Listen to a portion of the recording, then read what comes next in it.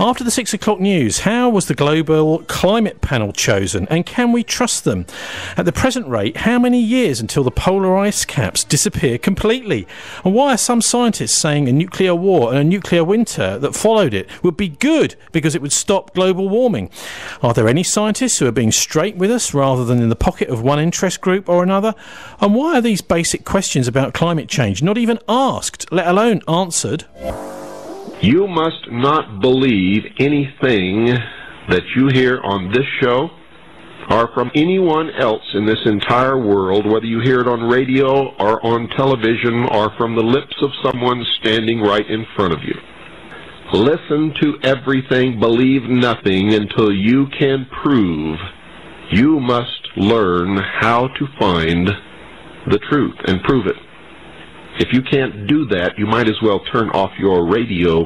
But we start this week, very pleased to welcome to the studio from Oslo, Norway, Torstein Vidal. Hi Torstein, welcome to the Politics Show. Hi Tommy, good to be back. You were here actually maybe a couple of years ago, was it? Maybe even 3 years ago, talking about... 4! Let's get on and talk about what you're here to discuss this week, and that is the giant ice cube, really. I mean, this is the way I see it, is that every time you've got a drink with ice in it, this is a little model of climate change, because it's all very well, your drink is fine, all the time that ice is still there, and as soon as that ice finishes melting, suddenly the temperature of your drink, and this is all very important to us all folks, the temperature of your drink starts to go up at quite a rate. I mean, the ice really is a moderator of the temperature, and whilst it's disappearing, nobody really noticed much of a change. So I suppose the ultimate question is, how long do you think we've got until the ice disappears entirely? Because it certainly is disappearing. Well, the debate is really about when will the ice disappear completely for one day or just a short while every summer. You mean absolutely no ice? So the Arctic Circle would just be disappeared. So there would be just, I think, isn't it sea underneath the Arctic? It would just become sea. Basically, it's called a blue ocean event. Yeah. Okay, so when is that going to happen, do you think, if you're looking at the projections? Well, according to Peter Wadhams, the Cambridge professor of oceanography for 40 years, it's about now. It's like 2016 plus or minus. Yeah, but it hasn't happened, has it? It doesn't happen, but it's, you know, every year you have different weather in the Arctic and around the world, and when the data and the trend line goes down to about 2016 plus or minus 3 years, that means it's this year or next year, basically. So what's the latest anyway? And because you have a summer melt season, what's the latest news on this? Well, this year, 2016, has been exceptional in so many ways, and it's the lowest ever for two-dimensional sea ice extent and ice area, when averaged from January to September, or even from last September to this September, and also most likely the record low for January to December. So it's pretty darn low, although maybe not lowest ever for the absolute lowest day of the year, which is in mid-September. Okay, are there any estimates for which the Arctic will be ice-free? I mean, we've sort of mentioned that, haven't we? Farewell to ice. Peter Wadhams, I mean, you seem to be citing him quite a lot. Is there any evidence that he is just an honest scientist and he's not backed by anybody? Why do you talk about Wadhams? Well, Peter Wadhams, he released his book A Farewell to Ice, which is sort of the end of his research career in the Arctic and Antarctic this summer, and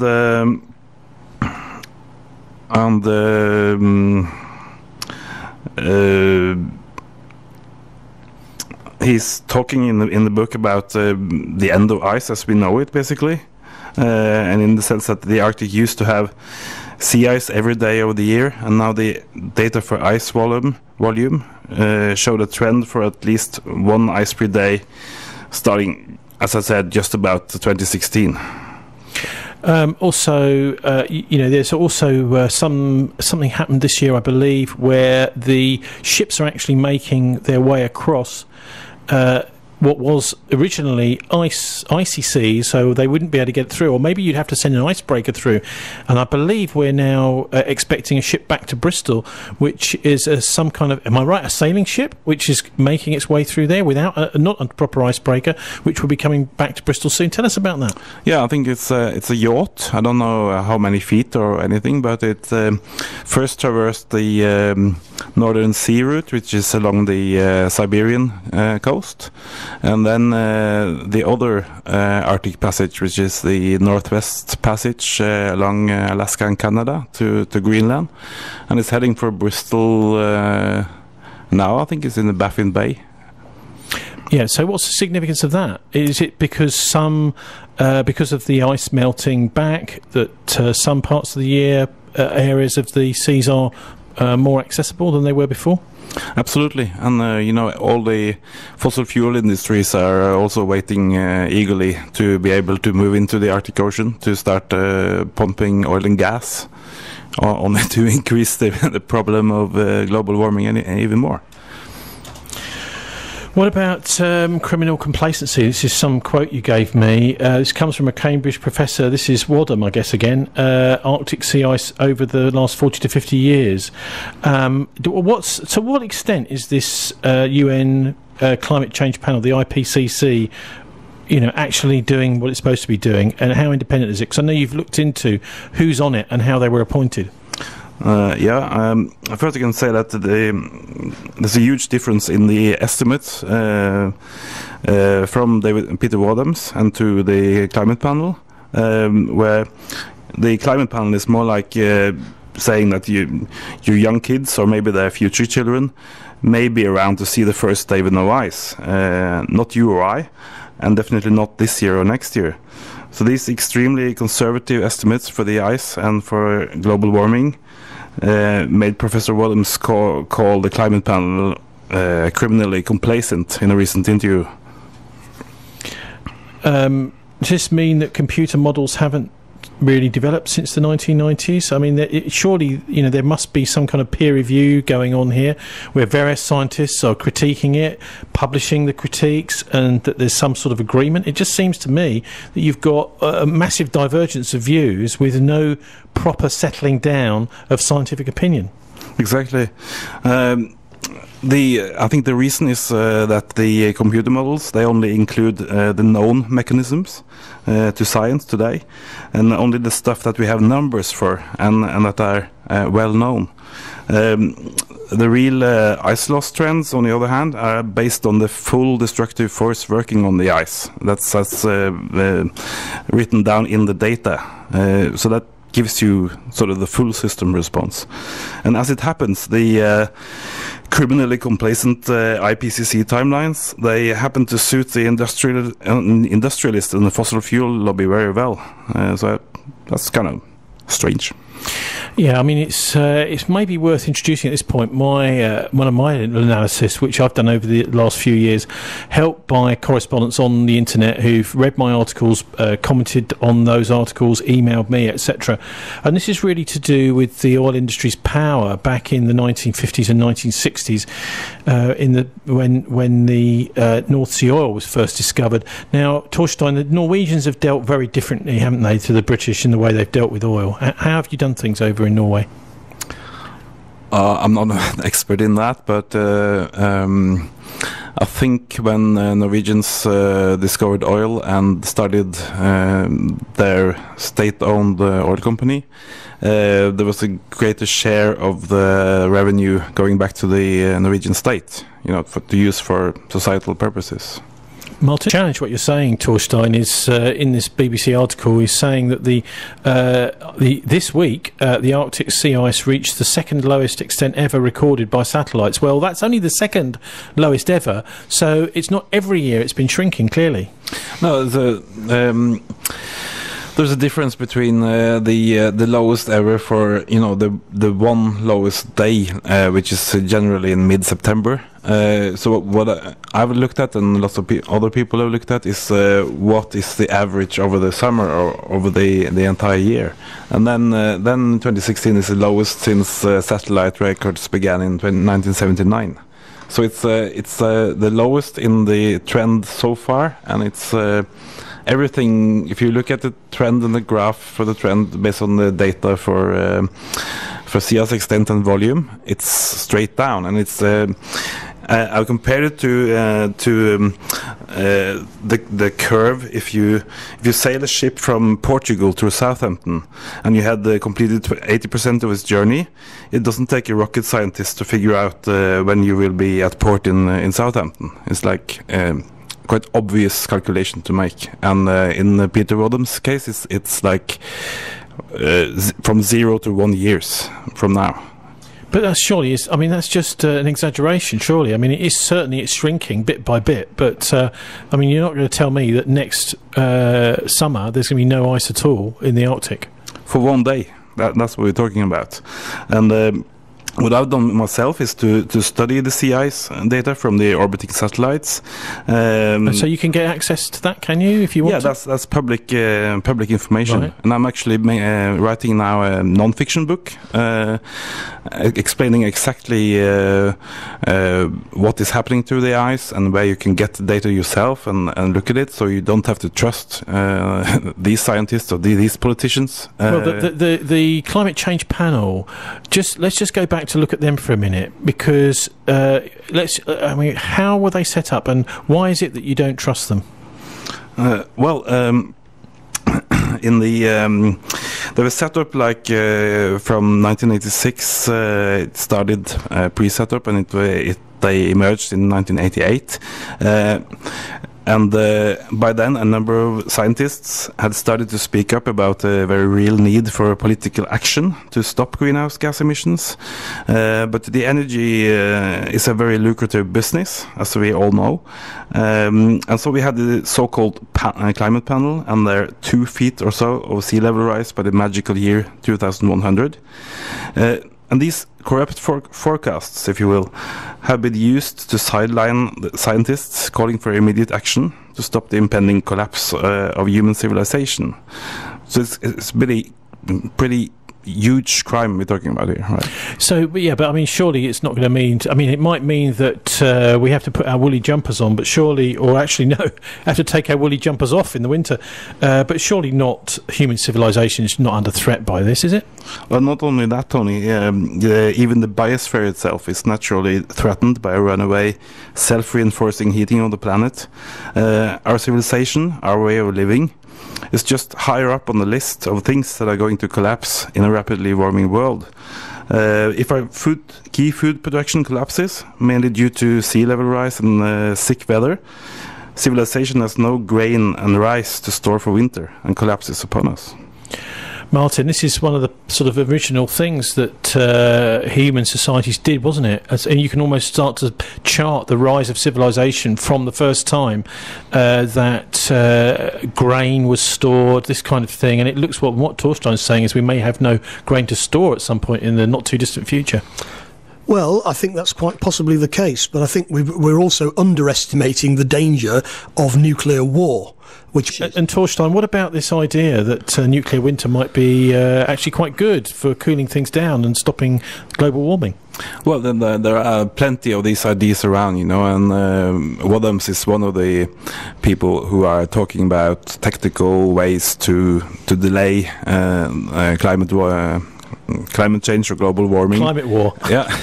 and of course, obviously, some kind of nuclear winter would set back the collapse of the sea ice by 2 years or 3 years. But it's no, you would kill off a lot of animals and river systems and fish, and it's not the ideal solution in any case. So is Wadhams one of the people who's advocating a nuclear war so that we can slow down global warming? Absolutely not, but he has one of these geoengineering suggestions. It's basically just to pump white bubbles of sea water into the lower clouds, and then making a cloud brightening effect, which will reflect more of the solar more of the sun rays back into to space, and save the ice from melting. These sorts of geoengineering, I'm always a little bit nervous about them. Isn't it the best thing to do just to stop burning fossil fuels? Yeah, of course, Peter Wadhams and a lot of other so-called climate scientific activists suggested maybe cutting back on the emissions already in the 80s, right? So it's not like it hasn't been suggested, but the fossil fuel lobby and the energy industry, they set up this nice United Nations climate panel, didn't they? And they think we have a very long time to fix this problem. So how long do you think until civilization is actually threatened? I realise you actually think that in a way, to a certain extent, the activism is over because the climate change, the fossil fuel lobby has won the battle. Yeah, basically. When I'm writing this non-fiction book, it's more or less to warn other good people and make them able to prepare for what is coming, and or to enjoy their lives, whatever number of decades they have remaining. I mean, we're hearing from the Germans, this is on the nuclear war side, Martin, potentially, or war anyhow, from the Germans and the Swiss, that they're actually saying to their citizens, you should make sure you've got at least 10 days supply of food and water in your homes. Well, that's because they're also potentially going to be some kind of false flag terrorist attack in Germany. That's possible. And, of course, there also is a potential for war with Russia, because that's what Hillary Clinton is banging the drum for as we speak. And, she's making it pretty clear that that's what she wants. And the Russians, of course, are behaving relatively calmly. And it's a good job that they are being calm. If they had a more hysterical leadership, we'd already be over the brink. But it's far more dangerous than people realise. Torstein, it does seem as if a lot of this debate is being controlled, whether it's through the funding for the scientists or whether it's through the London media, we in this country, the international media. What do you see as some basic things that we should be doing to sort this out? I mean, if you were appointed to head the UN, I mean, I don't actually think that the head of the UN can make a difference. It's the head of the big oil companies and the banks that seem to be really in the driving seat. But what changes would you like to see? Yeah, absolutely. First of all, I think I would pick Peter Wadhams to head the IPCC, the climate panel. And then I would urge every nation on Earth to translate A Farewell to Ice and make it compulsory reading in public schools, so that people could be warned about, how to deal with all of these crises coming. What in a nutshell, what's he saying in Farewell to Ice then? He's saying that we're really in... I mean, he sounds to me as if he's one of the most alarmist of all of these climate scientists. I mean, if he's saying that there's no ice virtually now, I mean, he's just simply not right, is he? Well, the thing is, he's found out that he's looked at the thickness of the Arctic ice, and he found out that from the 70s to the 1990s, there was a 60% drop in the total volume of ice. Okay, so it's one thing to look at it from space, but you need to actually measure how much ice you can see underneath you. You're only getting a two-dimensional picture from space. The thing is, he sailed under the Arctic sea ice in submarines. That's part of his 40-year experience in the polar oceans. And the shocking thing is that from the 1970s to 2010s, there was an 80% drop in Arctic sea ice. So Wadhams actually tried to warn people at Whitehall in the early 90s, but it was just rudely dismissed by people there, claiming that no, there's no problem with the Arctic ice, it will last to the end of the 21st century, which is, just ridiculous rubbish. But hang on a minute, Martin. People have got a rapacious appetite for, number one, getting to and from work, and number two, using electricity at home. Yeah, well, in that case, we've got to redesign our way of life to be less destructive of the planet, and that's going to involve redistribution of wealth from the relatively prosperous to the poor. That's got to be part of it. Is there any prospect of that, do you think, Torstein? No, I think I totally agree with Martin that we should have a fair and just planet and treat southern people better and, basically be nice to each other. But I don't think there's time enough for any of that before we basically hit a brick wall. You're sounding a bit pessimistic about all this. Not really pessimistic. It's more like I've been a climate or environmental activist for 30 or 35 years, and what I found is that we should have tried something like that like in the 80s, and so it's kind of, to me personally, I think it's a relief to just realize, okay, and try to accept what is coming. And write a book about it. Okay. Of course. Can I just make a comment, Tony, which is, I think there's going to be a financial crash, and that financial crash will then lead to a major economic depression that will make the 1930s look like a Sunday afternoon tea party. Now, one of the effects of such a crash will be to massively reduce the use of fossil fuels, coal, etc. Now, in other words, then you will then have an opportunity to rebuild after the crash without increasing the amount of fossil handy, fuels isn't that it? you Because use. if you get your war as well, there won't be any oil coming in.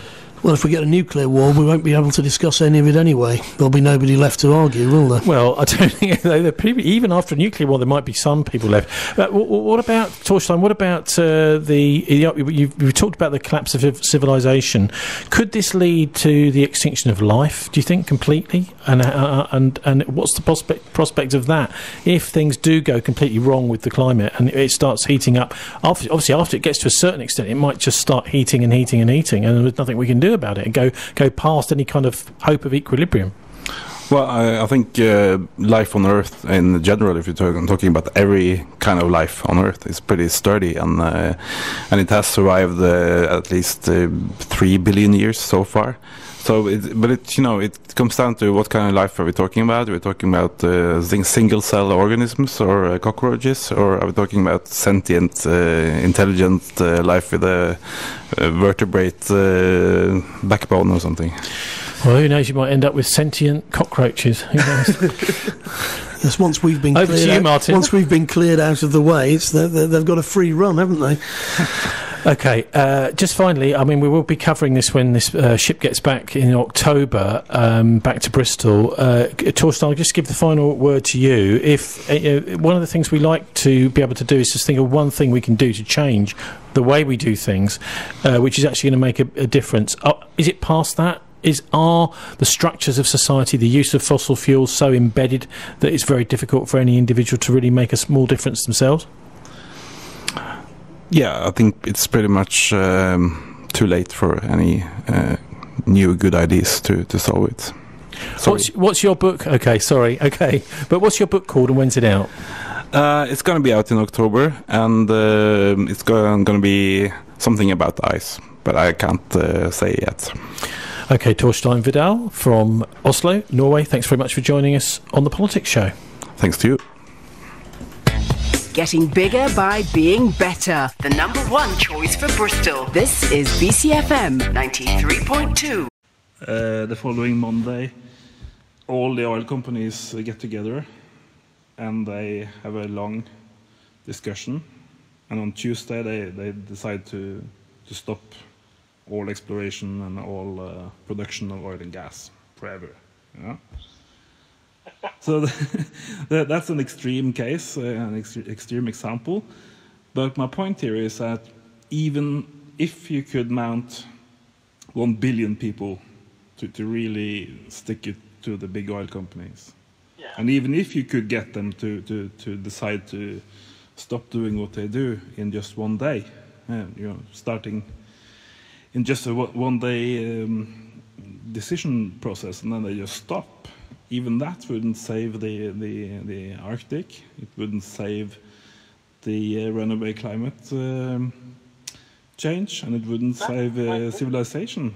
So that's the reason I don't see very much point in doing, let's call it, smaller climate activism, like lobbying some local Green Party thing, or because even if you had the biggest imaginable success with getting the biggest polluter industry to totally worldwide stop all their activity, even that wouldn't save us, right? No, I agree. I don't think anything's going to make a huge amount of difference to the kind of bigger picture, but I feel quite sure that it's it's kind of the right thing to do to fight the polluters, and I want to go down fighting. I'm not somebody that gives up. I'm too ingrained in my ways to say, let's just leave it. Let's jump on a plane. Let's start polluting stuff. I just feel that we need to look after the planet until we're unable to look after it anymore. Until things are falling about and we're starving, or water shortages, or there's a mass outbreak of violence and people are getting shot, or whatever. Yeah. I don't know what will happen in the kind of actual collapse, but obviously it means that people are going to have their lives disrupted, and people will die, and there will be conflict and suffering, and I don't really like thinking about it. And I just think for my life, and I've maybe got 10, 20, possibly 30 years left, I'm going to continue firstly trying to live a low carbon lifestyle because it feels like the right thing to do, and B, not shutting up about it. And I do have various conflicts with the local Green Party and with other Greens who say that I shouldn't be talking about extinction because it causes people to give up. And I don't believe it does, because I ran a poll on the near-term human extinction support group to find out what sorts of activism people were doing. And in the past year, I said only in the past year, and some people weren't doing any campaigning or activism, but a large number were, and some people were still campaigning about fossil fuels, and other people were teaching children how to grow food, and other people were counselling people. So there was quite a wide range of activism and campaigning that people were doing. So, and these are people who believe that we're going extinct. Yeah. So I refute the idea that believing that we're going to go extinct means that you give up and you twiddle your thumbs and you wonder how many pills it'll take to kill you. No, exactly. I think maybe the two things that would have to be, chosen between are really, what to spend your time doing. Let's say that the very start of next decade will be, without shops to buy food and without all the conveniences of modern life. If that is indeed going to happen, then maybe as we come closer to that, more and more of your thoughts and time would have to go into thinking about that and planning for that state, because I think neither you or I wants to just throw in the towel as soon as the society collapses. We want to proceed in some way.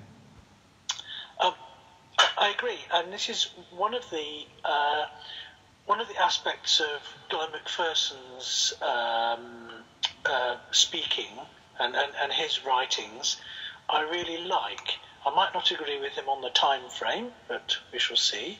But I do like his focus on quality of life issues and living a life of excellence. And I think that whether you believe in extinction or not, or whether you believe that humans are going to go extinct soon or not, that living a life of excellence is a really, really good thing to try and do, and to focus on all the lovely human qualities like empathy, kindness, generosity, loving, forgiveness, creativity. All of that kind of stuff can give you a better quality of life now and will help in whatever threats and whatever difficulties we face in the future with collapse and the road to extinction, which isn't going to happen all in one pop. We're not just going to go with an asteroid impact. Human extinction due to climate change and habitat loss is going to be an extended, a multi-decade thing. I believe. I cannot imagine it that humans are going to go just in 12 months. No, because I totally agree, because the Earth is a pretty big place, you know? Yep. You have very different locations, like high mountains, 8,000 meters. You have the Arctic, you have the Amazon jungle, you have the Antarctic, you have isolated islands in the Pacific. You know, it's like, it's not, everything is not London, is it? And there are people who have been living off the land and fishing and hunting and providing their own food, herding animals, living in places for thousands of years, and I imagine that they will fare best as people in cities can't cope without water coming out of the tap, without refrigerated food, without stored food. And this is one of the things you mentioned in the videos is stored food is part of how civilization works. And with big cities with not a lot of space for growing, and people without the expertise for growing their own, they're going to suffer most. And of course, people in cities can a lot of them have got there's especially in America a lot of people with guns and people prepared to dominate each other and what have you. It doesn't sound like a nice situation in cities, but in more rural environments, away from centres of population, I imagine they could live a little bit longer than the kind of riots and war-torn areas in urban areas. Yeah. I don't know. It's not a very nice thing to think about, but I guess that's what Extinction Radio is about, isn't it? Yeah. So my previous point was that if you have on the one hand you have the kind of activism that both you and I do today, and on the other hand you have various ways of preparing or thinking or planning for the after collapse, then I think that those are the two things that will have to be chosen between or prioritized between. And I just assume that there will be less activism, less business as usual activism anyway, and more planning in small groups like your family or your close friends, for what you will do after the city is burning, basically. Well, let's face it, everything's going to change, and I think change will be quite rapid and not very enjoyable, because the change will be forced upon us, rather than us deliberately making changes like our Green Party colleagues have been encouraging us to recycle more, change those light bulbs, and choose to ride a bike rather than choose to go in the car and stuff. We're going to have things forced upon us, and that's not always very nice. But I think the human spirit will endeavour to go through, because a lot of people don't give up. People aren't going to say, "Oh, this is hard work. Let's shoot myself in the head." I can't see that happening. So yeah, it's.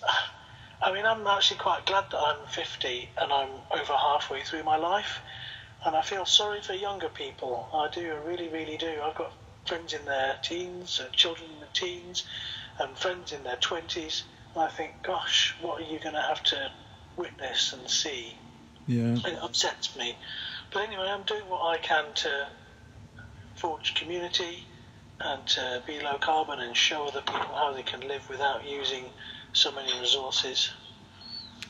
Yeah, it's the same, when I think about young relatives, and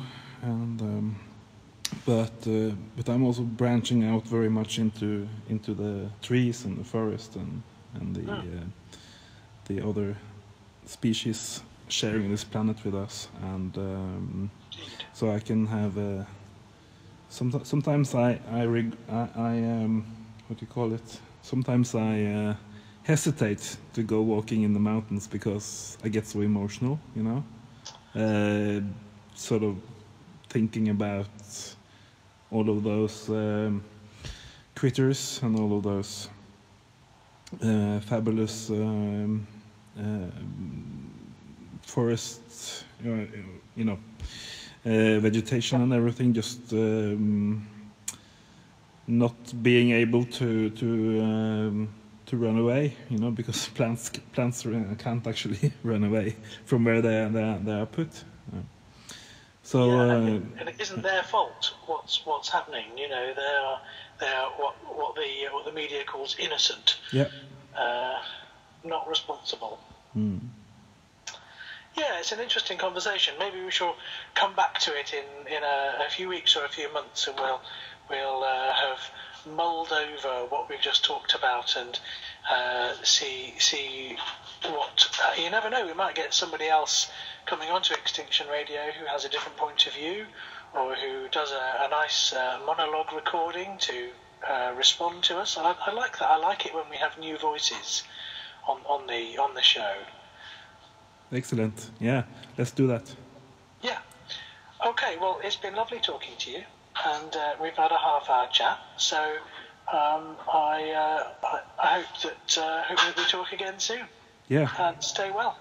Thank you very much, John. Bye. Okay. Cheerio. Bye.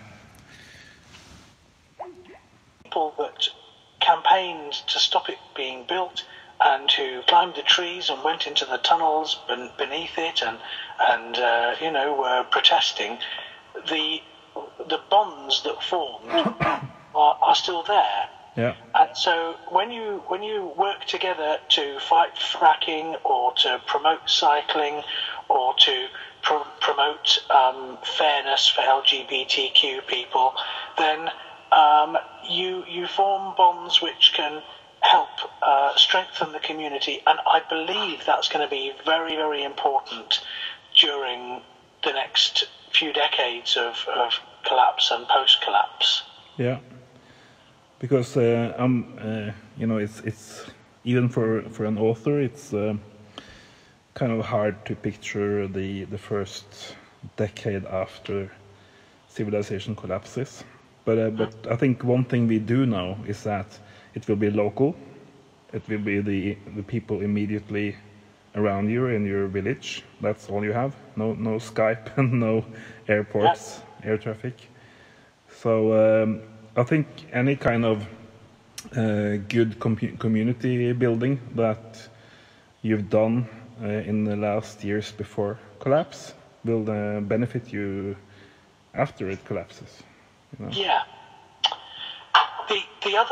The other side of it, the kind of environmental stuff to do with climate change and pollution and biodiversity, my views have changed over the past few years. During the 90s, I was talking about sustainable development and doing what I was doing for my grandchildren's grandchildren. And now I am not so sure that there will be any grandchildren's grandchildren. There may be, but maybe not my own. And obviously, there's a good deal of thought in our group about when extinction will occur. So I'm not really as interested as I was in furthering human life. What I'm interested in is preserving a habitable planet for whatever organisms succeed us, and that'll be plants and perhaps some of the smaller animals. And I cannot contemplate an Earth without living things on it. I'm not contemplating there being a Venus-style Earth, with it getting so hot that it burns everything off. So I'm imagining that life on Earth will continue, and it will cope with whatever climate we leave it with. And therefore, my low-carbon lifestyle and my promotion of low-carbon living is about trying to leave the best possible planet for living things. And I know that my own actions as an individual are tiny, but that doesn't stop me wanting to do the right thing. No, that rhymes pretty good with my deep ecology thoughts because growing up in Norway with people like Arne Næss, the philosopher, who coined the term deep ecology. I think at least since my teens, I've been personally choosing to focus on biocentricity or ecocentric worldview. That means that the ecology or the other species are at least as important as humans when you make a decision or when you plan for the future. It's not only humans. That's what irritates me so much with the left and the right, and even parts of the Green Party, that they only think about humans. It's the only thing that they can see. It's crazy. Yeah, I totally agree, and I think I've been maybe a little slow in coming to the conclusion that other species are as important as us, and to move away from the human-centric perspective and just look at it as life generally being important. Yeah. Of course, I've read the Gaia theory, the book by Lovelock. Gaia hypothesis, love it. Yeah. I never really thought that the Earth was a living organism as itself, but I love the idea, and I'll tell you what, I used to say to people, I'm an atheist, but if I was going to be lined up and shot and told I had to name my deity or be shot, it would be Gaia, because as a goddess of life on Earth, that really tickles me. Absolutely, and I think I agree with you, and I would say that I don't believe in it as a literal goddess, but I think it's a good analogy for the system. If you're thinking about the Earth system, then it actually works pretty much in the way he describes in that book. Yeah. I want to come back to a couple of things you said in your videos. You mentioned various activism things that somebody might want to not do. And two of them really rattled me. It was ride a bike and compost. Now, I really love riding my bike. For me, riding a bike is like a meditation.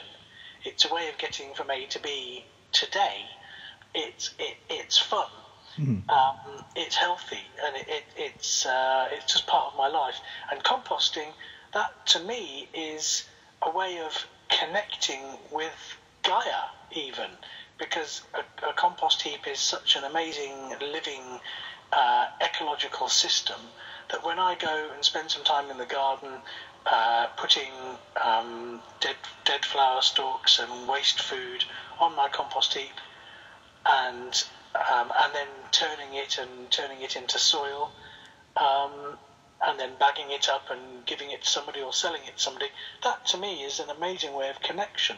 Absolutely. So there's a lot of, the activism I do is, a lot of it I actually enjoy.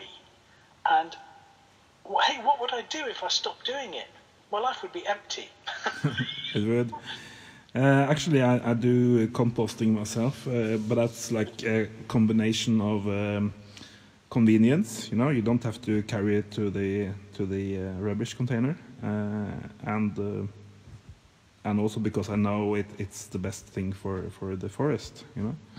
So, but for the biking, I think there is a tiny difference between Norway and England. And that is the winter, the snow cover in winter.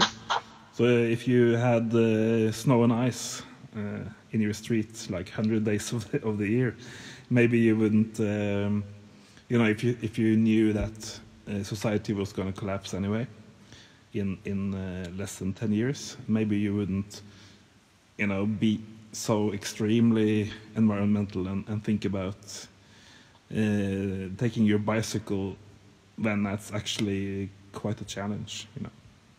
Well, how else would I get around? I don't have a car, you see. No, but you don't have snow and ice. Well, well, not much. No. I think I've been a green for such a long time and been an activist and living a low-carbon lifestyle for so long. I can't imagine any other way of living. And it's just pretty ingrained in me. I don't find it difficult, and I don't find it arduous and or uncomfortable. I enjoy growing some of my own food. I enjoy foraging. I enjoy heating my house with wood. I feel like I'm doing the right thing and I'm enjoying it. Yeah. So, I'm getting more. I'm getting more and more into agreeing with you, actually. So, but I have one tiny example or a case, which I could maybe present. Okay. And that is, you know, I'm pretty sure you were also in the big multinational demonstration against the Iraq war. Like I did, as one of the very few marches I actually did take part in, yeah, because everybody was there. I was there in Oslo, right? So from that thing and via the big 400,000 people climate march in New York, we could make just a case for this conversation. That let's say that in autumn of 2017, following a Blue Ocean event in the Arctic.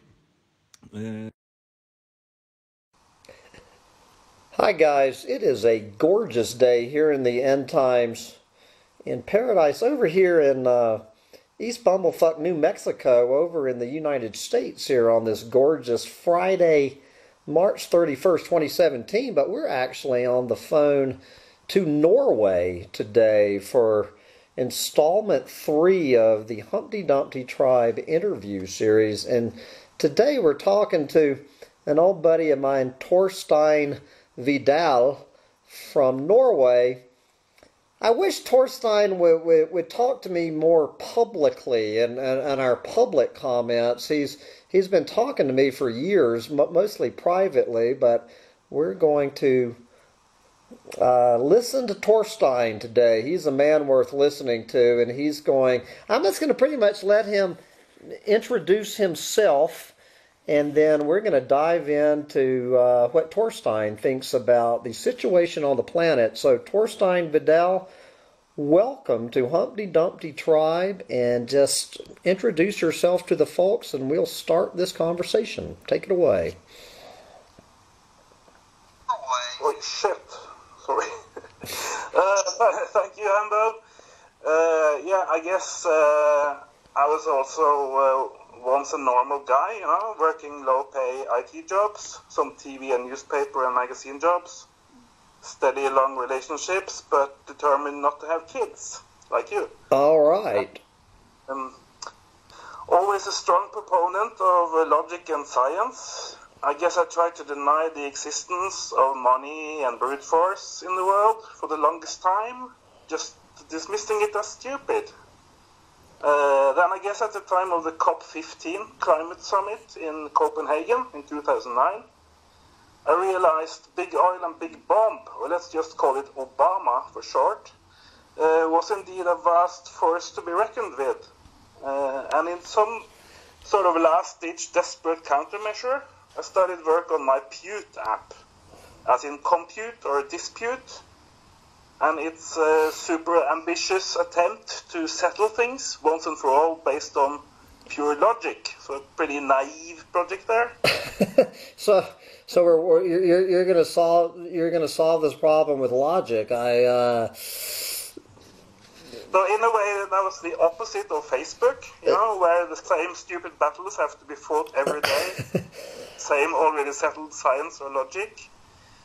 And the Pute app was, of course, doomed to fail, and not due to technical difficulties, but human nature above all. You know, big oil climate deniers. Yes, I do know those guys. Yeah, they would just refuse to use or accept the app. End of story. You know, it's no use if it's only the good guys referencing it, you know. So you started with... I'm trying to get a fix, so... you just really got into this in 2009. At what point would you say you started down this rabbit hole of what's going on this planet and started figuring out things weren't exactly like the mainstream media were painting them to be? How long have you been down here with us? Yeah, I think, the failure of the Pewt app that I was working on, and with it came the loss of any hope that we would ever come to our senses. That was sort of my entrance to the collapse or dream of civilization scene, because, all the money interests and the brute force, the military interests, and absolutely no focus on common sense or reason or science, So I had to give that up. So here we are, 2017, and you can say what you will, but it makes no difference whatsoever. Well, let's give us your summation. How would you describe life on planet Earth here, and 1/4 of the way through 2017, and how do you describe the situation in a nutshell? Well, it's kind of like what's it called, that other dystopia novel? Not 1984, but the other one. Brave New World. New World, yeah. It's like you can say what you want, and you yourself, you're not even stopped at the airport, or you're not banned from YouTube, So it's like the plan is to just drown you in just every clueless moron other piece of information and video out there, There's no use for censorship, really. So how do you describe what do you see as, let's say, the top 3 threats facing civilization and this planet? How is your reading of the handwriting of the wall?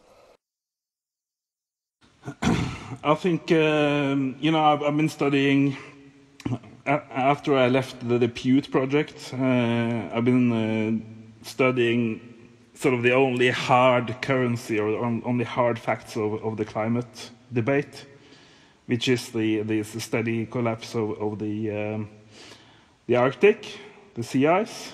And so that is kind of sort of undeniable proof that we are going south, if you understand. Are you there? Literally. I think literally the North Pole is sliding to the south, not figuratively and literally. So your special interest is, living where you do, would be the collapse of the Arctic sea ice. Yeah, it's because it's sort of as Paul Beckwith says, it's not a local problem. It's what happens in the Arctic doesn't stay in the Arctic. So it's like we have very good data for what's happening up there, and the consequences are global, and it's very, very short term. I was quite shocked, a couple of months ago when I realized how short term it is that we lose all the sea ice in 12 months of the year, So. When do you predict we're going to see an ice-free Arctic? Sounds like you do a lot of reading on the subject and studying it. So what's your call? There's 2 different ice frees. One is the summer ice free, which could happen, any time, like this summer or next. But the much harder question, or the much more, civilization collapsing question, is when we lose the winter ice. And for now, with just the losses we've had over the past year and the past 2 years, just the average losses we've had in ice volume, those trends point towards 24 and 25, Then that's sort of the end. Are you saying 24 and 25 years out, or the years 2024 and 2025? I'm afraid it's the last thing, the 2024, 2025. So that 7 or 8 years, you're looking at the handwriting on the wall. You're calling a permanently ice-free Arctic in 7 or 8 years. Yeah, but that's only if it's linear and if it doesn't speed up, and everything tells us it's going to speed up. It's not going to just go in a steady decline like that, because you get stronger and stronger feedbacks, and at the end it's just some ice flake here and there, and it's going to be rough. So who are some of the your references? Who do you study and listen to and recommend to other people just starting down this rabbit hole? Who would you recommend they tune into for more on this? I've created the Arctic Sea Ice group on Facebook, and I encourage people to go on there. And so you're the one who created that? Yeah, I created it in the last days of January this year, so it's a very new group, about 100 members. But to answer your question, I'm not. I try not to be so people-centric, so I recommend. At least for the Arctic stuff, I recommend just looking at the data yourself. That's what I do, because I'm an anarchist, and I don't trust fucking anyone. So. Yes, just finding anyone to trust. So, I mean, everyone always wonders. I hate just to default to this, but it just gives a yardstick. So, are you part of the? Which side of this ramping up Paul Beckwith versus Guy McPherson debate? Are you falling? Are you falling on one side or the other for these guys' escalating battle between the two of them? Hambo, I love both of them, so I don't. I'm not gonna answer your question. Yeah, I mean, I'm the same way. It's on one hand, it's somewhat humorous, but it's really sad to see these two guys slugging it out like this all over Facebook and YouTube when we all need to be working together. There's so few of us who get it. I think maybe the explanation is what you alluded to the other day on YouTube. You said that people love drama, and people just grasp for the drama because then they don't have to think about the collapse and the demise of civilization. So maybe that's an element of it. Well, but you're not with. Well, I won't put words in your mouth. Are you or are you not with a guy that we've got? Let's call it 10 years. Do you see us being extinct in 10 years? Is it this bad, or you think we're going to come through this to the other side? Yeah, I've been YouTubing and thinking a bit about that, and I consciously. Choose to focus on when we lose civilization, because that's much easier, to point out. And then the other very hard thing is, like, when will this species or the other species go? That's very, very difficult, because you have 8,000 meter high mountains in Asia. You have islands in the Pacific. You have Arctic areas like Greenland and Canada. It's like the planet isn't all London or New York. The whole planet won't react in the same way. It will be, I'm sure, decades between when one part goes and the other part goes. So I think civilization or society will collapse at some point in the next decade in most parts of the world. But I think I'm pretty sure some people will be able to hold out, till mid-century anyway. So just to survive. Now, are you like me and Guy and Derek Jensen? Are you a promoter of the collapse of global industrial civilization to save the biosphere, or are you more like Paul Beckwith and thinking it's something that we should try to fix and save? at this point. I'm pretty sure, I haven't done that many magic mushrooms as you've been talking about, but on some of those trips to the woods, I've got pretty clear messages from the other critters living out there that they wouldn't mind civilization just going away. They wouldn't mind us. They look at us as demons. That's my interpretation. That the other animals and plants, they look at humans as demons when we are out there in the woods. Well, I have to say the photograph you sent me is I love the irony of now we were talking before we started recording. I know why we had to take this beautiful birch tree out, but that is that's I don't know. That was just I just enjoy the irony. When you talk about the animals and plants thinking of us as demons, so you're holding what is that, a giant bow saw, and your buddy's holding an axe there. That's right. I mean, we struggled for hours to get that one tree down, So at least you didn't use a chainsaw or we wanted to use a chainsaw, but it was defunct. It wasn't. It was some kind of mechanical error. Don't you love it when the chainsaw won't start? I have to admit, I love using chainsaws. I go berserk when you put a chainsaw in this old eco-Nazi's hand.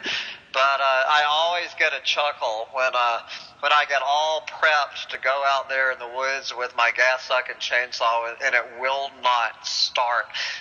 There's nothing that makes you feel humbled than a gas-powered chainsaw that will not start while you're cranking and cussing it, and the tree is just sitting there laughing at you and thoroughly enjoying your temper tantrum.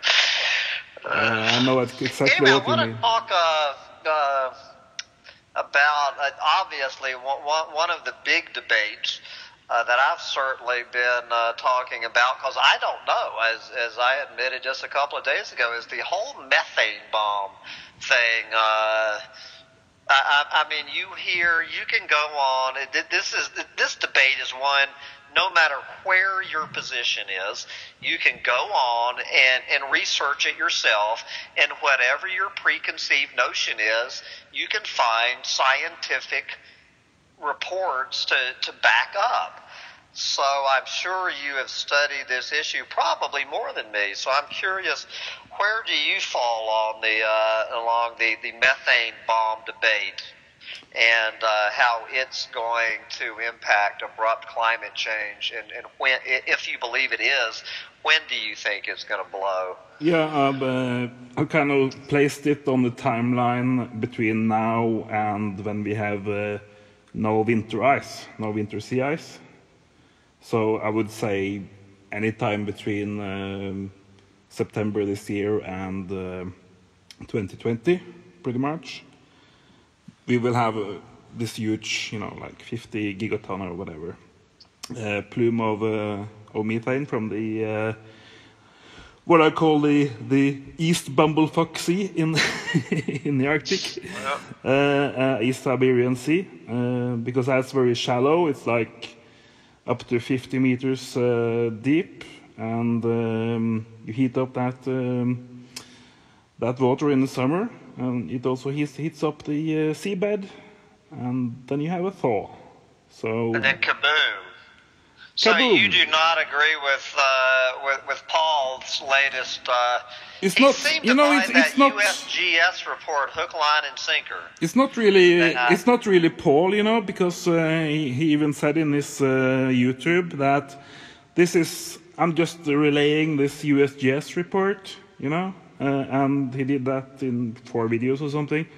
And USGS, the Geological Service, that's directly under the president. So, if you elect the wrong president in your country, the USGS will be at his service. You know, so it's like political science. But that report was written under Obama, not under Trump. That was that. True, but it's like you know, what's the difference? You know, what's the difference? You know, and they're writing now that Donald will have a hard time to get oil and gas production as high as Obama was able to get it during his period. So, you know, so there's no big difference. Let's talk about over there in Norway. What is how would you say? So I hear the approval rating for Donald Trump in his own country.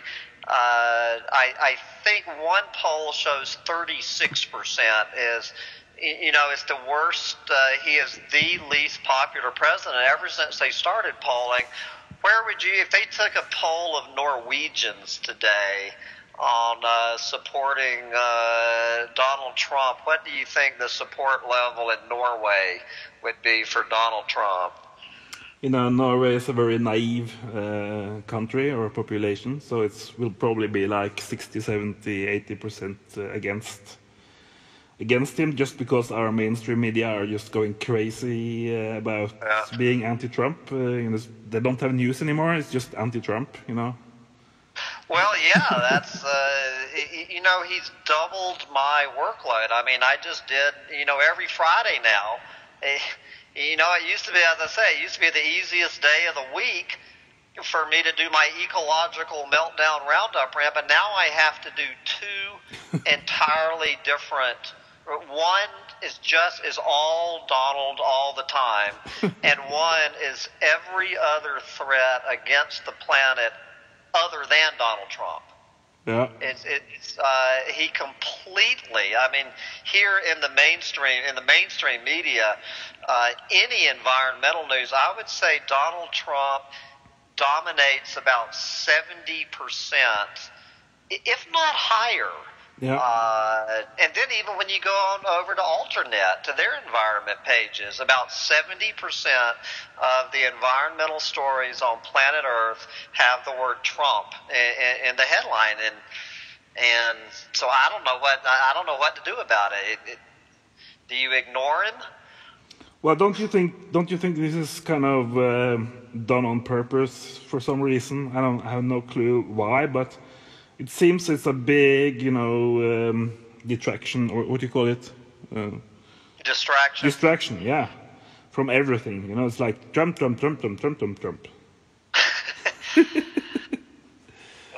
boy. Well, anyway, enough about that guy. Oh, I know what I wanted to mention when we were talking about the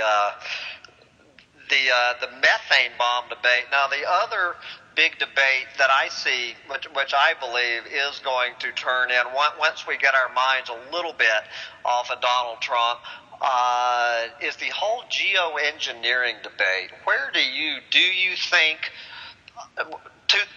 it's a good idea?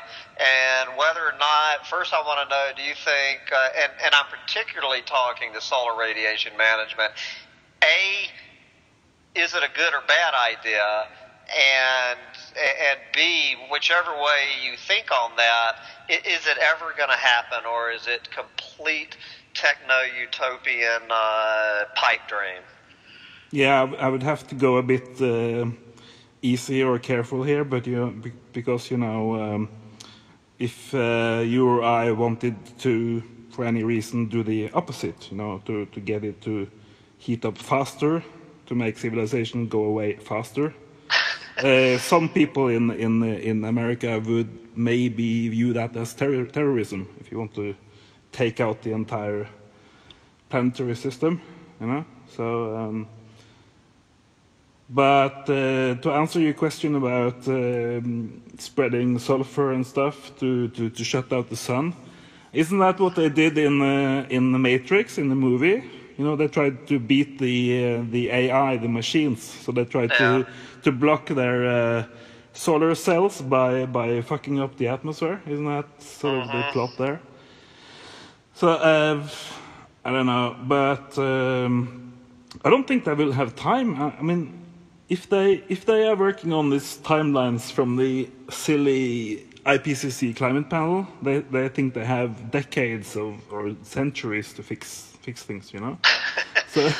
So maybe they will be fooled by their own, crap science, that they think they can start this in 2025 or something, you know. So then it will never happen. Do you think some either rogue country or crazy billionaire like Bill Gates or whoever it ends up, or Elon Musk or someone? Because right now there's no laws to prevent, apparently, you or me from blowing off an anthropogenic volcano, if we can think about it. Do you see any danger of that? I'm talking about in the next 2 or 3 years. Yeah. Or do you think it's so in its infancy that that's nothing to worry about? I think you have to remember, Hambone, that these things will have to be done every day, every week for decades. So it's like, if, let's say that, everybody seems to like to hate Putin. Let's say that Vladimir Putin, would release a lot of sulfur to shut out the sun over the Arctic. Then you could just, move in and make him stop doing that, because this is something that you would have to renew and do all the time for decades. So I think it's not just decades; it's more like millennia. Yeah. So the moment you can't stop. The moment you stop doing it, you will get a 5-degree jump. So it's like. So the back in the tube. Yeah, the problem is. I mean, once you open this can of worms, brother, you better have 100% confidence in it.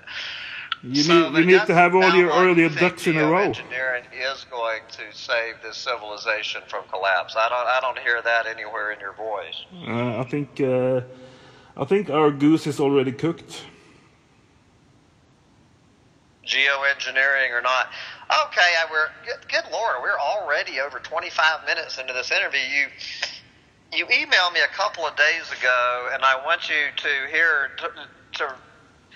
I just want you to take off. You were talking about the climate deception plan, or remind me and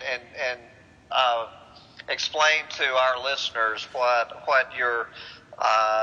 that's all about, that you were writing me about the climate. What is the climate deception going on this planet? I think it's, to cut it short, it's the whole UN climate panel is not what it's cracked up to be. I think it's a clever deception to pretend that the UN is going to fix everything. And I think if you study it more closely, it goes very much hand in hand with the big oil long-term planning to be able to pump and sell oil and gas forever, or until the whole thing collapses. So I don't think it's proper science. I think it's politicized, just as the deniers would say, that the IPCC is politicized. And you have governments censoring the few scientists who are actually doing a good job there.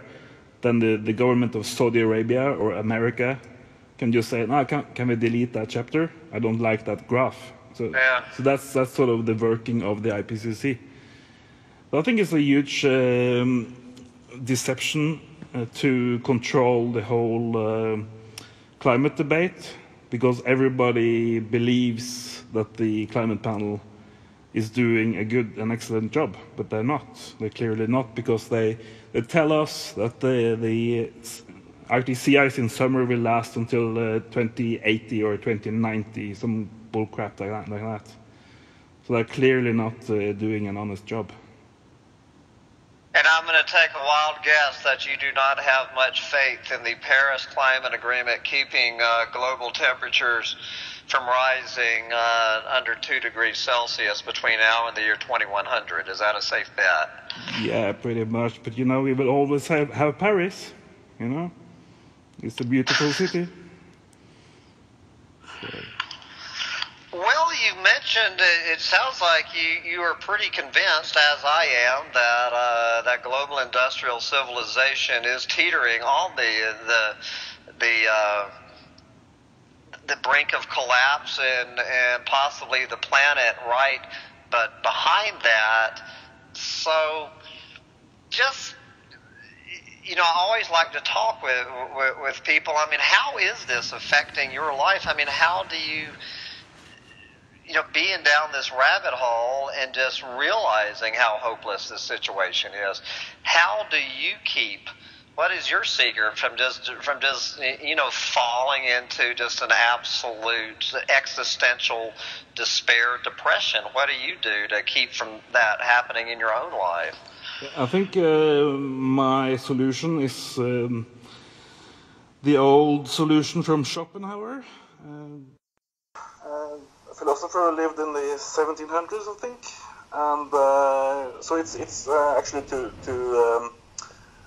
do some form of art, paint or make music or something. In my case, I'm a writer, and when I focus on that, it's like I'm writing this book, and you get some kind of filter between yourself and reality, because you are going to finish that book, and you're trying to make this crisis into some kind of plot in a book. So that was his advice, Arthur Schopenhauer, and I think that's a good one. I think that's working for me. And when it comes to how many years I've been down the rabbit hole, I think I already realized in my late teens, that this whole society was unsustainable, couldn't last. It's just trying to grow and grow on a finite planet. And also my fellow Norwegian eco-philosophers, there were 4 guys who were pretty known in Norway at that time, and they were also very much anti-civilization and pessimistic about the 21st century, but optimistic about the 22nd century. That's, in the next century after this one. Yeah. Do you think that starting to get a whiff of this knowledge in your teens, did that play in your decision to not be a breeder? Yeah, absolutely. It was the second of the philosophers I checked out, Peter Zapfe. He made a big point about not breeding in his own life and in his philosophy. And he basically wrote the book On the Tragic, which is about the tragicness of humanity, basically. Who is that writer? Zapfe. How do you spell that? Zapffe, but it's not translated to English or any other language. So oh, really? I've never heard the name. He sounds like someone I would like to read for sure. It's great. Yeah. All right. Well, we have passed the critical. I can't believe how quickly 30 minutes just went past. So, wrapping it up. If you had to get a 60-second, if this was the mainstream media interviewing you instead of Humpty Dumpty Tribe, and you had 60 seconds to get the message that you want to get out to the planet here in 2017, what would that 60-second message be to the people? Okay, then I would say that if you are a young green person or a young environmentalist and you want to know what's going on this planet, you should listen to Hand on Littletail on YouTube. Because he's the real bang for the buck, he's the real deal.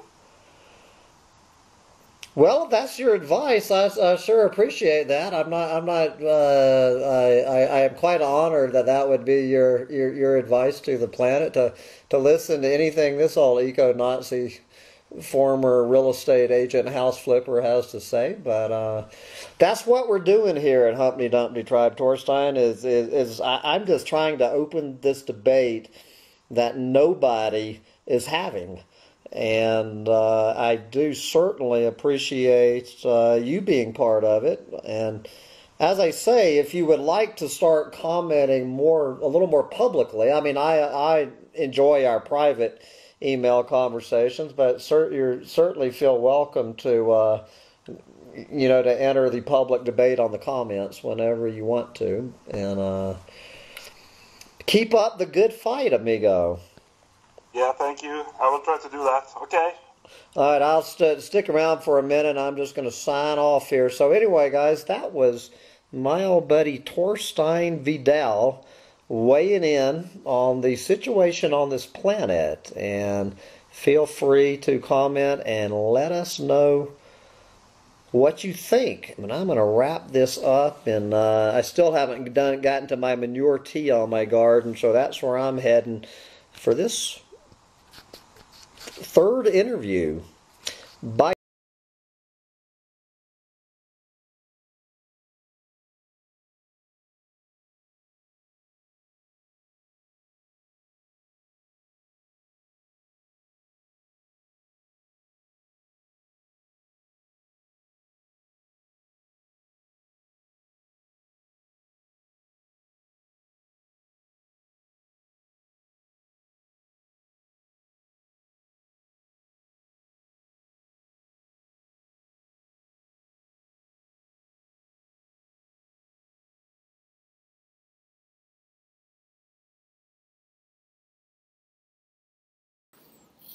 Five, four, three, two, one. Hi guys, it is a glorious day here in the collapse of global industrial civilization here in early August in the summer of 2018 as the collapse moves full speed ahead. It is a lovely hot summer day here in upstate New York, but we are actually going to go way north of here to Nuuk, Greenland, where I have the great honor here on Collapse Chronicles of speaking with my old buddy Torstein Vidal. Now, Torstein Vidal, you may know him from his own YouTube channel, Going South, although he seems to be going north every time I talk to the man at his YouTube channel, Going South. Now, Torstein is not, and I'm glad he's not, for purposes of this interview, he is not, one of these university-trained climatologists down in some narrow little rabbit hole of the climate news. He is a writer and a layman who is just dedicating his life to studying what's going on up in the former Great White North to figure out for himself what's going on up there. And he's actually writing a book, a novel, talking about this subject, which we'll talk about in a minute. But let's just dive right into it. And Torstein has just gotten back from a trip from even farther north and where he now lives in Greenland. So, Torstein Vidal, come on and say hello to the folks and tell us, what did you do on your summer vacation? Well, hello everybody. I've just been back north again to Ilulissat, which is the same city as Jakobshavn, which was a Danish name. And it's the location of the great Ilulissat ice fjord and the most calving glacier north of Antarctica. So it's a huge output in kilometers of icebergs. Huh? The most calving glaciers? Yeah, the most outputting glacier in terms of cubic kilometers. So that is still in Greenland, in northern Greenland, yeah, above the Arctic Circle? It's north of the Atlantic Circle, It's north of the Polar Circle, but it's more like south of the middle line of Greenland. So it's not really far north Greenland, just midwest. Yeah. Okay, so you've been along the coast of Greenland, actually watching the glaciers calving, which is another word for collapsing into the ocean. Is that correct? Yeah, and this calving fjord is actually very, very long, many miles long into the glacier itself in the inland. And So what you're actually seeing out by the ice fjord is just like 100-meter high bergs that are themselves collapsing. You know, after grounding themselves in the fjord, they sometimes fall over, and you hear a great thunder when they fall over or crack and create tsunamis into the shore of the fjord. Yeah. So just tell us a little bit as a writer. I mean, I'm trying to put myself in a position of a novelist, trying to watch what is literally unfolding before your eyes. Just tell me how it feels to actually be in front of the collapse of the Arctic right in front of your eyes. How does that make a person feel? Well, it's kind of like the name of my YouTube channel, Going South, because all of these bergs that break off the Jakobshavn glacier, they are going south literally and also melting out. And I think I read that they will most likely flood the east coast of the US, like Washington and New York, because of gravitation of the land masses and stuff. So what you're seeing up here is an even greater output of huge mega icebergs compared to last year, and all of it is going to flood different cities along the North American continent, I think. Yeah. Do you feel like the media, particularly the mainstream media, since that's for the few people on the planet who are even paying attention to this, the majority of them are going to be getting their news from the mainstream media. Do you think the mainstream media is honestly and accurately reporting the speed and severity of what's going on up there, or do you think most people still don't have a clue about what we're dealing with? Yeah, I think to a large degree, people don't really expect the mainstream media to be very accurate anymore, you know, in any area. So it's really no surprise that they are not up to speed when it comes to the meltdown of the ice. It doesn't surprise me very much, really. Did you see any press up there or even where you live in Greenland? Are you seeing any sort of surge in interest with the press and the media where you are up there talking about this? Maybe not the international media, but you know, the Danish, they still own Greenland, or they are still in a kingdom together with Greenland.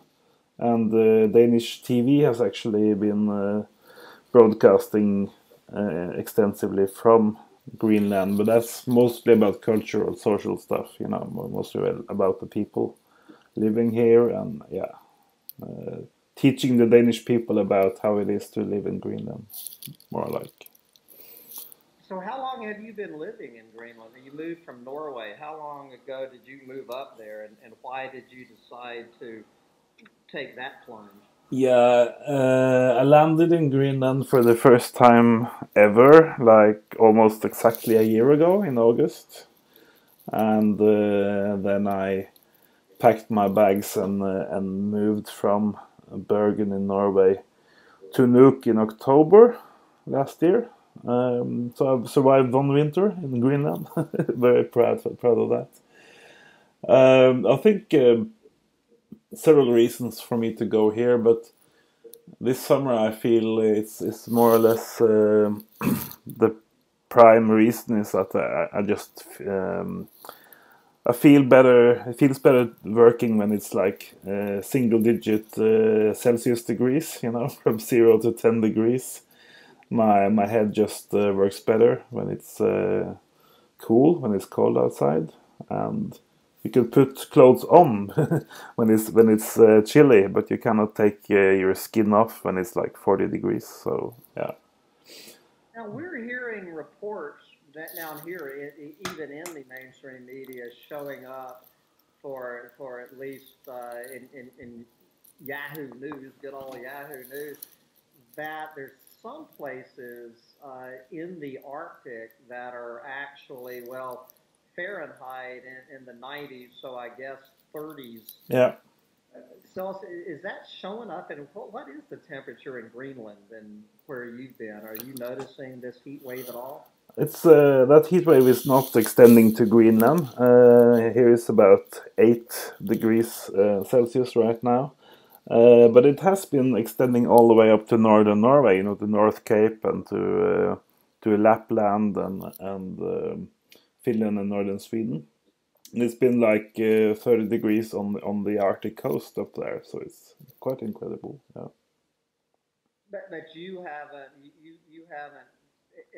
gone over there and checked that out, what it feels like to be 90 degrees in the Arctic. You haven't seen that with your own eyes? Not in my own eyes, but I've been following this online all through summer because almost every day since May, I think, we had at least one Arctic beach with 30 degrees Celsius, which wasn't that usual in the prior years. But now it's like every day you can find another Arctic beach, often with sea ice on the fjord, and it's 30 degrees on on land. And for instance, along Hudson Bay, one of the Arctic beaches that had 30 degrees Celsius, you still have polar bears roaming around, you know, in what you call 90 Fahrenheit or whatever.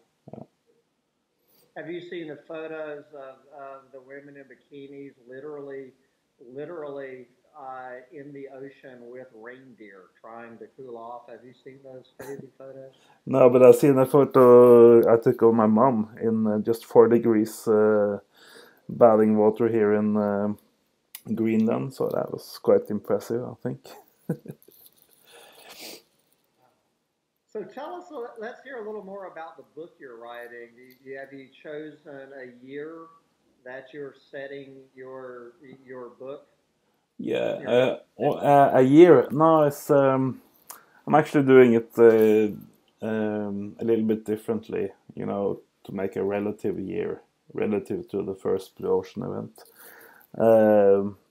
I'm probably going to publish it like next year, but it's very hard to pinpoint sort of when you have the biggest tipping point events, you know, because there's so much down to weather, really.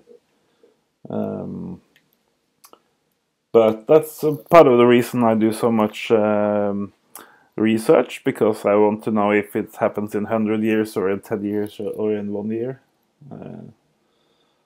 But you're hoping to publish it next year in 2019. Yeah.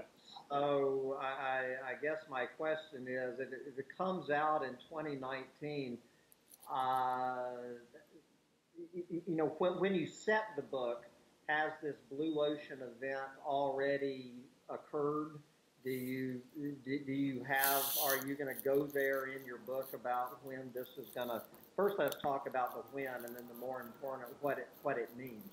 Yeah, I'm still working out the finer details about how I do that in my novel, but you could say that this summer I have been a little bit disappointed because it doesn't seem like we are going to go ice-free this September.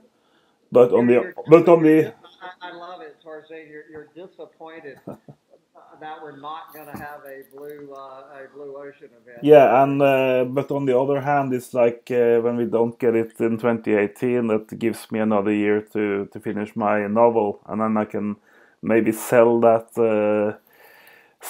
novel to some people before everything goes south, you know. Yeah, only from a dystopian novelist can we hear, I'm so disappointed we did not have a Blue Ocean event this year. So you don't think, for what you've seen with your own eyes, as bad as it is, you don't see the fabled Blue Ocean event happening in the next 6 weeks?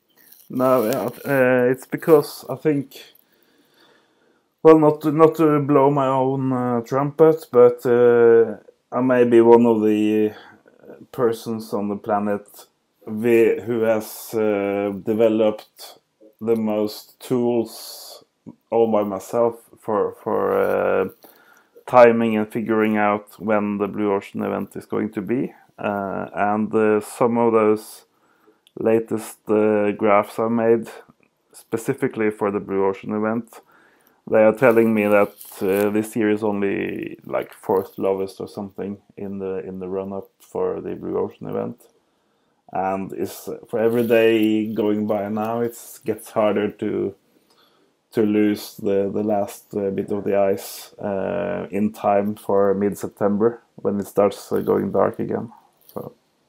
So what year, drum roll please, what year does Torstein Vidal, gazing into your melting ice crystal ball, when is it going to happen? Are we talking next year? As I said, again, it's very much down to the individual year and the weather you get, and wind direction and everything, low pressure. So on the slightly longer scale, I'm looking for the first half year, continuous without ice, and then it's still 21 to 26, like 2021 to 2026. It's the first time we are going to have 6 months continuous without ice. When do you think we're going to have 1 day? Yeah, that's as I said, it's just much harder because that's all down to low pressure areas, chaotic weather systems. So you cannot really use climate or climatology or climate science to pinpoint the first day or week, but you can do it for the first year or first half year, I think. So, but you're saying 6 months with no ice, sometime between 2021 and 2026. By the way, you're crunching the numbers. Yeah. Who are some of the main? Who would you, for people listening to this who want to get more involved in figuring this out for themselves, who are some of the researchers and some of the websites that you would recommend that help you in your own research? Yeah, I think I will narrow it down to just 2 people. And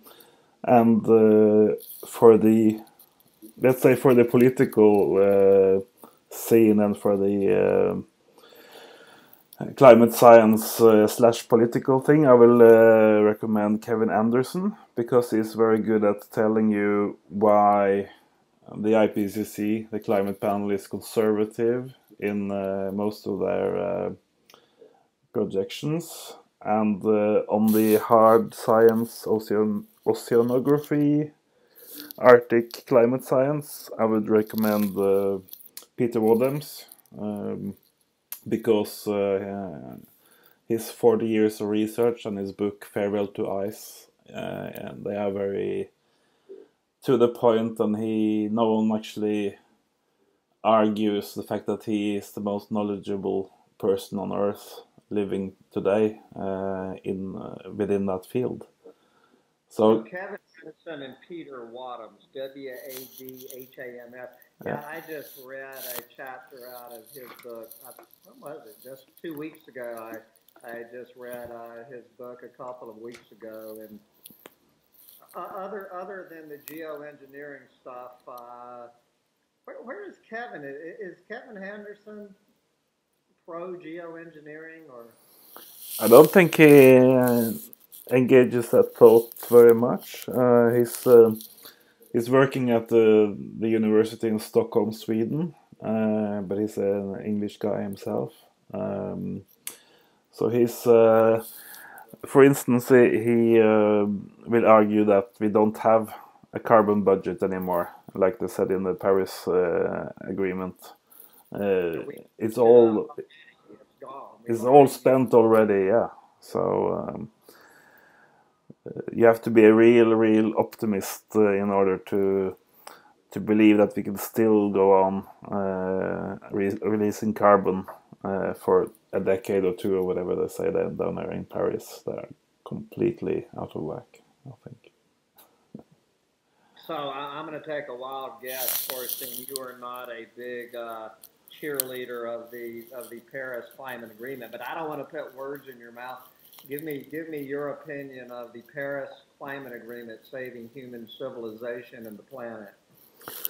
Yeah, for one, I don't really support the notion of saving human civilization.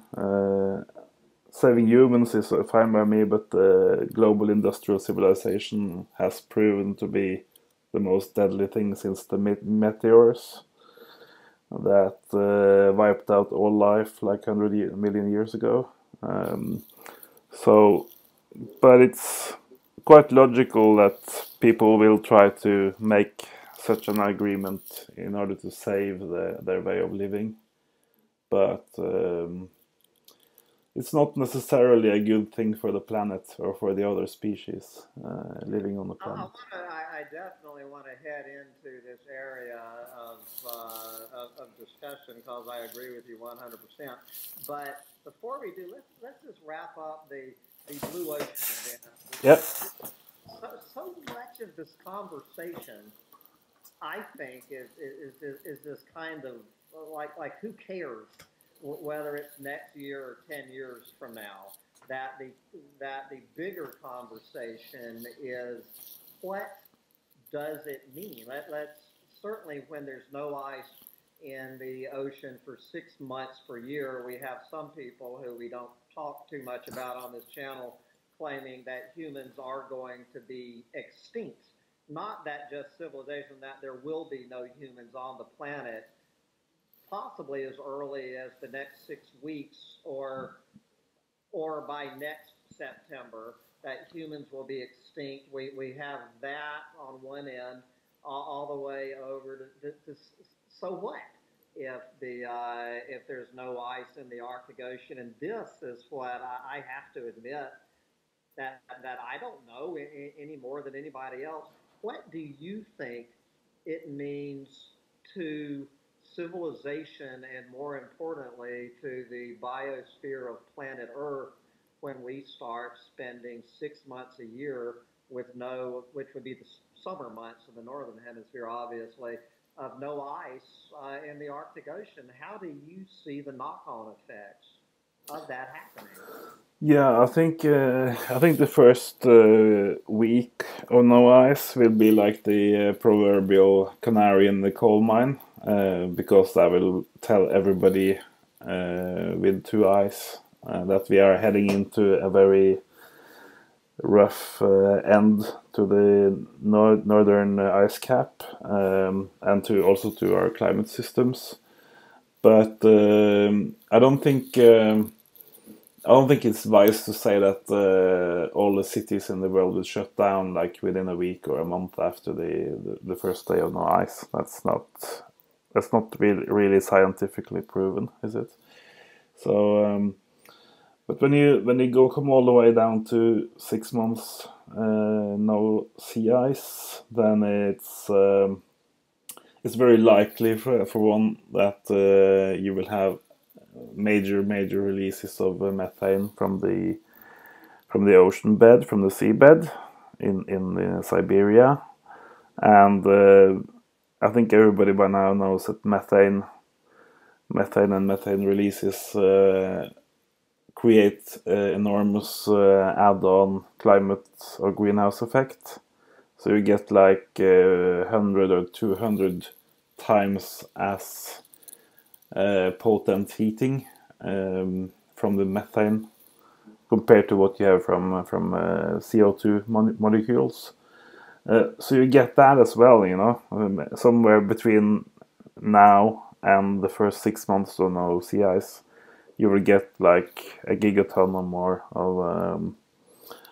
of methane from the permafrost in Siberia, and then that will just, spiral out of control with even more heat from that methane, creating even bigger releases from land and ocean permafrost.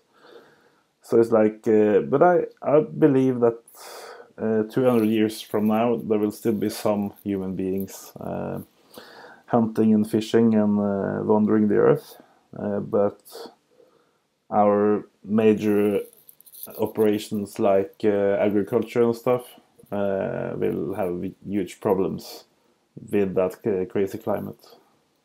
Yes, the global the knock-on effects to the whole global agricultural industrial agriculture system are. So you're of the camp that would you say just literally the heat waves, the sea level rise, or the response of global agriculture or do you measure those three against each other, or are they all three just the way I look at it is just all combined? Yeah. All the other stuff. Yeah, it's a combination of effects because you get very chaotic, maybe 10 or 20 or 30 factors acting together and just making it completely crazy to be a farmer, you know. When you have late frost in May or June or whatever, and then you have a flooding and a drought in 1 year, perhaps, you know. So it's not easy to get a good crop from that. So when people start getting hungry, so what is your? I'm trying to get a peek into your novel.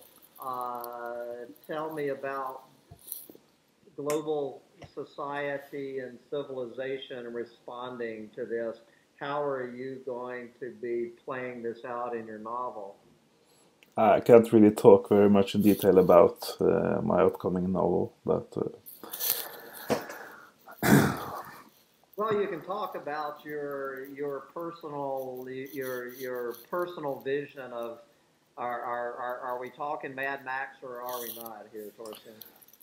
I'm not going to try to make it sound like Mad Max, but it's you know, it's one of those things that you have to plunder about when you're trying to write something realistic about the future. But I think in general, I can say that how this is going to play out is very dependent on where it's playing out or where the protagonists in the story or in the real world are going to be. So let's say that Africa is going to be different from New York, etc. So Africa, do you agree with me that Africa, I always pointed out as the poster child for anyone who wants to look at the collapse of civilization and a planet unfolding in real time in 2018, just go to sub-Saharan Africa. Do you agree with me on that, or? I listened to your YouTubes about it. I can't really say I have any, you know, alternative information supplying me about Africa.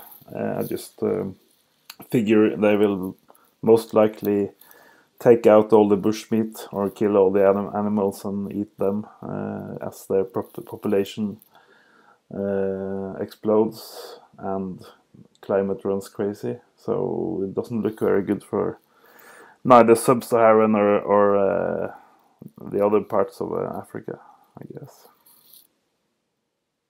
Well, the Saharan Africa is pretty much already gone. But so your own move to Greenland. I mean, you were already living in Norway, and your choice to move to Greenland, was it entirely about doing research for this book, or on some level is this the way that you are preparing for what's coming down? It's maybe a bit like you, like when you go north in summer. It's like you literally are a climate refugee in some way. So for the past 5 or 6 summers, I've been going to the mountains in the summer and staying there in a cottage and experiencing almost the same temperature as here in Greenland. So it's just because I prefer personally to be working in a cold environment and to go hiking in the mountains and stuff. So yeah, But of course, it's a larger set of reasons for doing it. Mostly, I just wanted to try living in some other country than Norway, which I was born in. So, yeah, guess I'm just curious about the world outside. Would you recommend to, all of this talk about prepping and what are we supposed to do in the face of what's coming, this tsunami coming our way? Do you recommend, well, what is your advice to people? Does the entire planet leave Texas and head to Greenland? I think it's a good idea for everybody who worry about this to read up about it and to learn as much as possible about what is actually going on, so they can have some kind of clue as to how they will prepare themselves and their families for the future. I think everybody wants to survive the future. They would like to survive the next few years or decades. So, but the problem is that their media and even Hollywood isn't really telling them what is going to happen. So, so rather than saying you should buy this fishing rod and this hunting rifle, I would say just find out as much as possible for yourself, so that you can navigate the pretty chaotic future that lies ahead. Well, would part of that literally just be moving like so many other species we see on the planet? Would part of that be moving as far north as you can, or is it more than that? It's difficult to say. We don't mostly we don't know how it's going to respond to our emissions, and there are some people who believe that Northern Europe and Scandinavia and Britain are going to go into a little ice age because of the Gulf Stream weakening, and there are things going on in the oceans that may cause the fisheries to collapse as well, even if you are in a northern place. So it's not one easy single answer, I think. Everybody should apply some common sense. Apply some common sense. I think common sense is going to be in shorter supply 10 years from now than it's hard enough to find in 2018, but I can't imagine what the term common sense is going to look like 10 years from now. But is it safe to say, Torstein, from your own research and seeing things with your own eyes, is it safe to say that you believe that what's coming down the pipe is the collapse of global industrial civilization? Is that a safe thing to say or not? Oh, absolutely. The question is just, 5 years, 1 decade, 15 years, somewhere along that line.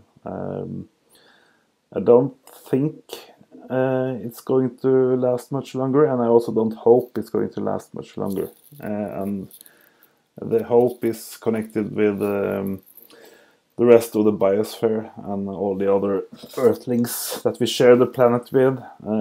They have certainly had enough of human civilization, I believe. So you are not a big fan of global industrial civilization? I am in some ways. I totally love my iPhone and all those technical things, and even my electrical what do you call it, chainsaw? Yeah, absolutely. But it's like these things are there, and I can go in the shop and buy them. But if I was to choose a way to live on the planet, I would choose to live without the civilization, I think. So, address all of this. What is your opinion on personal at this point in the game, where do you see, now, we're, as I say, we're on computers, on Skype, talking across continents, and you just said you own a chainsaw and use fossil fuels and all this. Where do you fall on this personal consumer and lifestyle choices, voluntary personal consumer and lifestyle choices? And through the bigger picture, the renewable energy or whatever, is that going to turn this freight train around at this point, or does the entire system have to come down before anything is going to change? Yeah, it's myself. I've been riding my bicycle since I was like 8 years old, and all the way up through university and the early stages of my career. Always riding a bike, and it's pretty easy for me to see that the world didn't change and the world wasn't saved just because I rode my bicycle. So it's been good for my health and for my strength, but it's like you don't really change anything by being a good citizen yourself, or by not flying an airplane yourself. It's just everybody else will keep doing it, I think. Yep. That is just when you peel the onion back enough. I mean, this is your rant, not mine, but it's just real quickly. You know, it's bigger. It's bigger than the sum of its parts. What the monster we have created is bigger than the sum of 7.6 billion parts. The entire system has to come down, and it's getting ready to. So yeah, you understand that it's going to suck. It's going to make it. It's going to suck. I'm never going to be able to talk to you again, Torstein. You're not going to know whether I'm dead or alive, or vice versa, and that's going to be the least of our concerns. I love global industrial civilization, just like you said you did. I mean, it's made us the biggest bunch of spoiled brats in the history of humanity. But we're getting ready to get slapped down, and it has to happen. But I'm gonna turn this back over to you.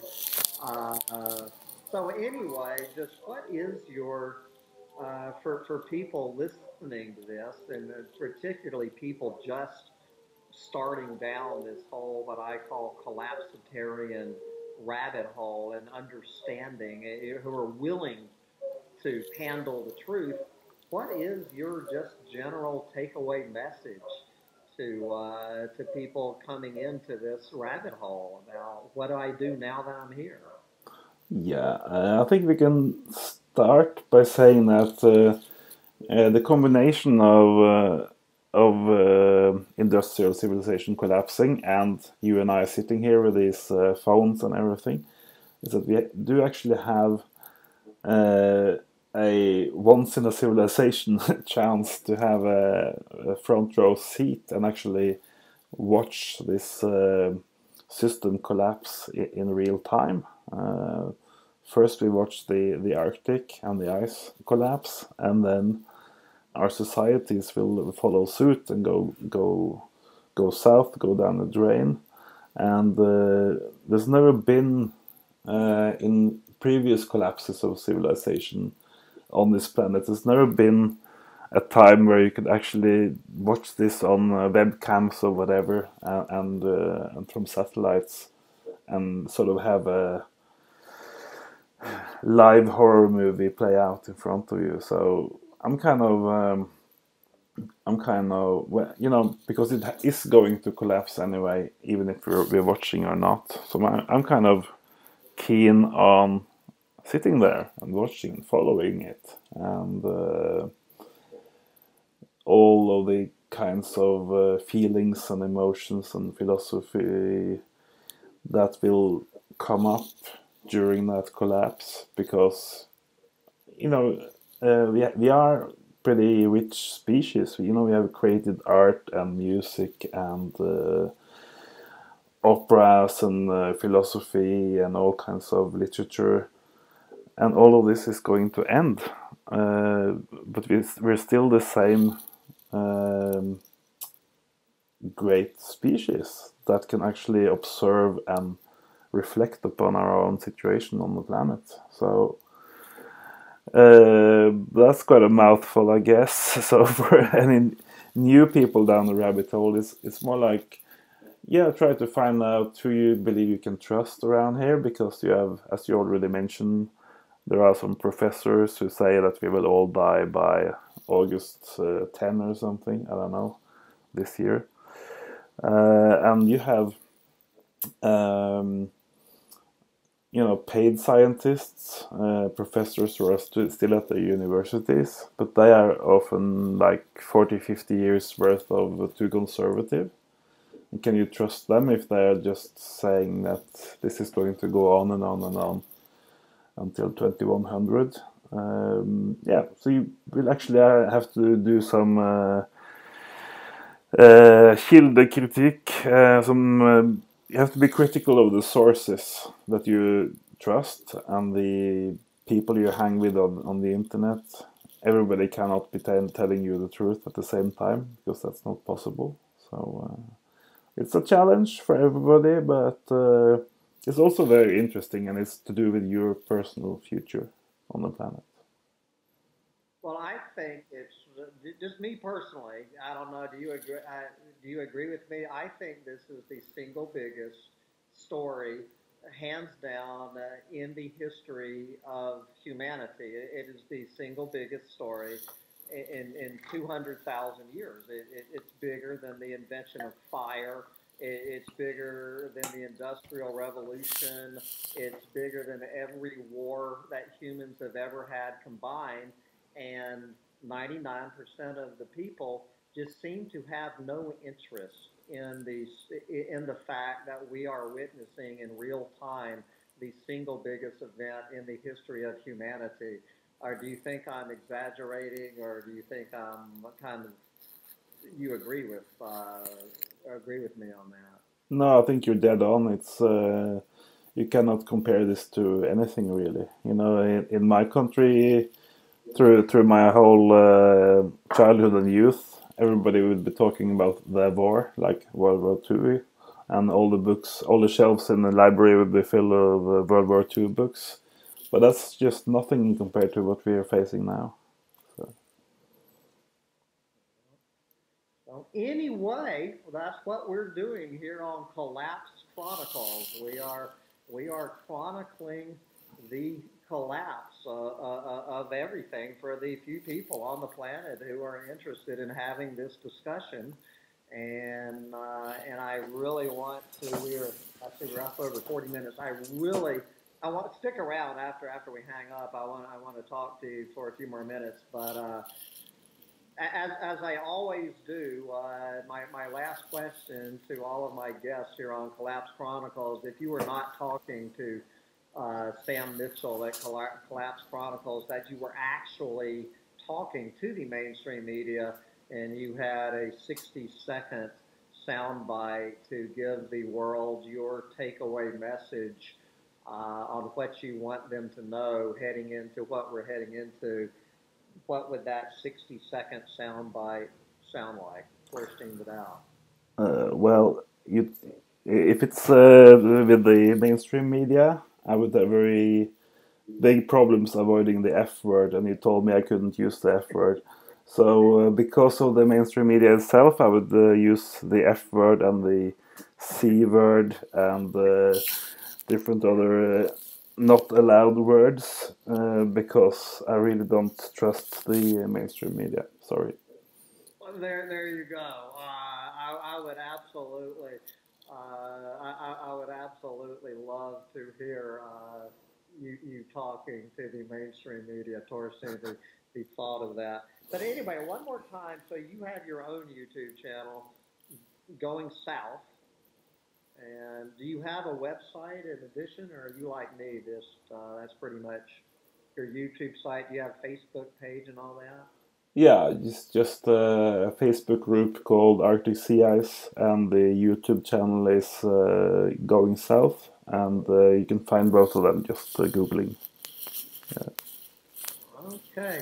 Well, Torstein Vidal, we appreciate you taking time out of your researching the collapse of the Arctic to come talk to us on Collapse Chronicles, and I hope, I hope, Torstein, that we get to have this conversation again in August of 2019, but I guess that remains to be seen. But thank you very much for stopping by Collapse Chronicles to offer your own chronicle, and keep up the good fight, brother. Yeah, thanks for calling. All right. Bye, guys. Bye.